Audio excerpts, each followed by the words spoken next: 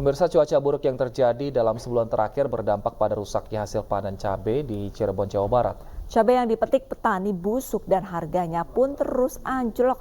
Sejak sebulan terakhir, para petani cabai di Kecamatan Gegesi, Kabupaten Cirebon, Jawa Barat harus menghadapi cuaca buruk. Intensitas hujan yang tinggi disertai angin kencang membuat tanaman cabai rusak dan busuk. Sebagian cabai pun busuk dari satu lahan yang biasanya menghasilkan hingga 100 kilo, kini hanya mampu menghasilkan 20 kilo cabai layak jual. Hasil cabainya, Bu? Gratis menurun. Oh, menurun. Kenapa itu, Bu? Rusak. Rusak. Oh, cabainya pada bosok. Iya, cabainya pada bosok. Terus katanya Namanya pada kering, pada layu. kenapa itu, Bu? Ya nggak tahu, faktor cuaca. Faktor cuaca. Ini katanya harganya anjlok. Iya. Anjlok. Bagaimana pantauan harga cabai dan harga kebutuhan pokok di Jakarta dan Yogyakarta? Kami sudah bergabung dengan rekan Giselia Nurrahmah di Pasar Rawasari, Jakarta Pusat, dan Anissa Rizka di Pasar Beringharjo, Yogyakarta. Namun terlebih dahulu kita akan ke Gisel. Selamat siang Gisel, bagaimana pantauan harga cabai di Pasar Rawasari?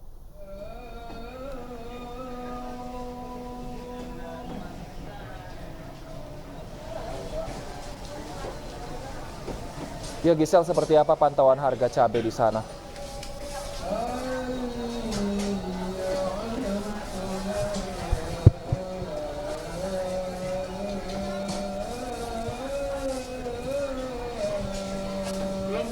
Gisel, silakan dengan laporan Anda seperti apa harga cabai di sana? Ya, selamat siang Wilson, Arlista, dan juga pemirsa. Usai perayaan Tahun Baru 2023, harga sejumlah bahan pokok di Pasar Rawasari, Jakarta Pusat belum sepenuhnya terkendali. Pada hari Kamis ini, harga cabai rawit mencapai angka Rp80.000 per kilogramnya, di mana sebelumnya hanya dijual dengan harga Rp50 hingga Rp60.000 per kilogramnya. Adapun bawang merah di sini juga yang sebelumnya dijual dengan harga Rp30.000 menjadi Rp40.000 per kilogramnya. Dan menurut salah satu pedagang yang ada di sini, kenaikan harga ini memang sudah dirasakan sejak akhir tahun 2022 yang lalu dikarenakan cuaca buruk yang berdampak pada hasil panen petani yang juga ikut berkurang. Kenaikan harga yang cukup drastis ini mengakibatkan turunnya jumlah pembeli dan otomatis berimbas kepada penghasilan atau omset para pedagang di sini lebih dari 50%, di mana para pedagang di sini biasanya mendapatkan omset sebesar 8 juta dan saat ini hanya 2 sampai 3 juta rupiah saja per harinya. Dan untuk mengetahui bagaimana situasi dan kondisi saat ini di Pasar Beringharjo, Yogyakarta, sudah ada rekan Anissa di sana. Silakan Anissa untuk laporannya. Ya, terima kasih Gisel. Itu tadi pantauan dari pasar yang ada di Jakarta Pusat. Saat ini di Pasar Beringharjo, Yogyakarta terpantau memang sejumlah komoditas pangan ini mengalami kenaikan, diantaranya yakni cabai rawit di mana menembus angka Rp55.000 per kilonya.